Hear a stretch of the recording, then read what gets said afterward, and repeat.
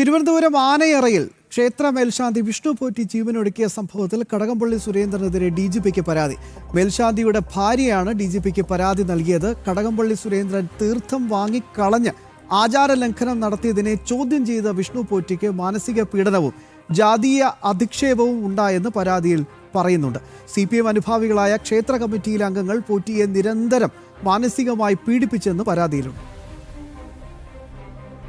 തിരുവനന്തപുരം ആനേറ മുള്ളൂർ ഭദ്രകാളി ക്ഷേത്രത്തിലെ മേൽശാന്തി വിഷ്ണു പോറ്റി ജീവനൊടുക്കിയ സംഭവത്തിൽ മുൻ ദേവസ്വം മന്ത്രിയും കഴക്കൂട്ടം LDF സ്ഥാനാർത്ഥിയുമായ കടകംപള്ളി സുരേന്ദ്രന്റെ വാദങ്ങൾ പൊളിയുന്നു. കടകംപള്ളി സുരേന്ദ്രനെതിരെ DGPക്ക് രേഖാമൂലം പരാതി നൽകിയിരിക്കുകയാണ് മേൽശാന്തിയുടെ ഭാര്യ. ഇന്ന് വൈകിട്ട് നൽകിയ പരാതിയിൽ കടകംപള്ളി സുരേന്ദ്രനെതിരെ ഗുരുതര ആരോപണങ്ങളാണ് മേൽശാന്തിയുടെ ഭാര്യ കവിത ഉന്നയിച്ചിരിക്കുന്നത്. മാർച്ച് 22-ന് ക്ഷേത്രോത്സവ സമയത്ത് ദർശനത്തിനെത്തിയ കടകംപള്ളി സുരേന്ദ്രൻ തീർത്ഥം വാങ്ങിക്കളഞ്ഞ് ആചാരലംഘനം നടത്തിയതിനെ ചോദ്യം ചെയ്ത വിഷ്ണു പോറ്റിക്ക് മാനസിക പീഡനവും ജാതി അധിക്ഷേപവും ഉണ്ടായെന്ന് പരാതിയിൽ പറയുന്നു. CPM അനുഭാവികളായ ക്ഷേത്ര കമ്മിറ്റിയിലെ അംഗങ്ങൾ പോറ്റിയെ നിരന്തരം മാനസികമായി പീഡിപ്പിച്ചുവെന്നും ഉത്സവവുമായി ബന്ധപ്പെട്ട ആറാട്ട് ചടങ്ങിൽ മുഖ്യ കാർമ്മികത്വം വഹിക്കേണ്ട മേൽശാന്തിയെ ഒഴിവാക്കി നിർത്തിയത് മനോവിഷമമുണ്ടാക്കിയെന്നും പരാതിയിൽ പറയുന്നുണ്ട്. ബ്രാഹ്മണനല്ലാത്തതിനാൽ മേൽശാന്തി സ്ഥാനത്ത് നിന്ന് പുറത്താക്കുമെന്നും ഭീഷണി ഉയർത്തുകയും ചെയ്തു. ആത്മഹത്യയ്ക്ക് ശേഷം മൊബൈൽ ഫോൺ കാണാതായി. പോറ്റിയുടെ ഔദ്യോഗിക മുറിയിൽ സൂക്ഷിച്ചിരുന്ന നിർണായക രേഖകളും കാണാനില്ലെന്ന് പരാതിയിൽ വ്യക്തമാക്കുന്നുണ്ട്. നിലവിലെ അന്വേഷണത്തിൽ വിശ്വാസമില്ലാത്ത സാഹചര്യത്തിലാണ്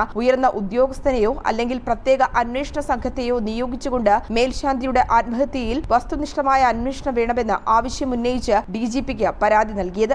അതേസമയം വസ്തുതകൾ നിരത്തി കുടുംബം തന്നെ പരാതിയുമായി രംഗത്തെത്തിയതോടെ പോറ്റിയുടെ ആത്മഹത്യാ വാർത്ത പുറത്തുവിട്ട ജനം TVക്കെതിരെ കടകംപള്ളി സുരേന്ദ്രൻ നടത്തിയത് പൊള്ളയായ ആരോപണങ്ങളാണെന്ന് വ്യക്തമാവുകയാണ്. വോട്ടെടുപ്പിന് മണിക്കൂറുകൾ മാത്രം ബാക്കി നിൽക്കെ കടകംപള്ളി സുരേന്ദ്രന് കുരുക്ക് മുറുകുമ്പോൾ ഇടതുപക്ഷവും പ്രതിരോധത്തിലാകുന്നു. കഴിഞ്ഞ ഞായറാഴ്ചയാണ് ക്ഷേത്ര പരിസരത്ത് വിഷ്ണു പോറ്റിയെ ജീവനൊടുക്കിയ നിലയിൽ കണ്ടത്.